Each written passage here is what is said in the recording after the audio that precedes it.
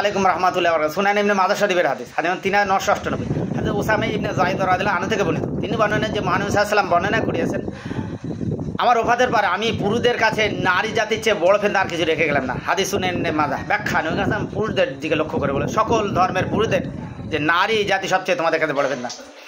তো দেখবে বিশ্বের দিকে তাকাবে, যত বড় বড় ট্রয়ের যুদ্ধ, যত বড় বড় যুদ্ধ হয়েছে সকল ধর্মের ভিতরে বেশিরভাগ বড় বড় যুদ্ধ সব নারী খেলিয়ে, নারী সিনাসিনি, নারী কাড়াকাড়ি লেগেছে। দেখবেন বিশ্বযুদ্ধ পর্যন্ত নারী সিনাসিনি, নারী কাড়াকাড়ি লেগেছে।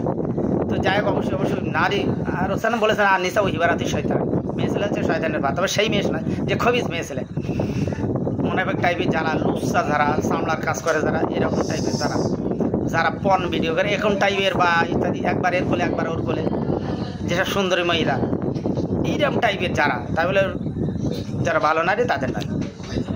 অবশ্যই নারীদের থেকে পরেশ করতে হবে সেই সব খারাপ নারী যারা খারাপ কাজ করে বা ফিতনা তৈরি করে, খবিশ নারী যারা।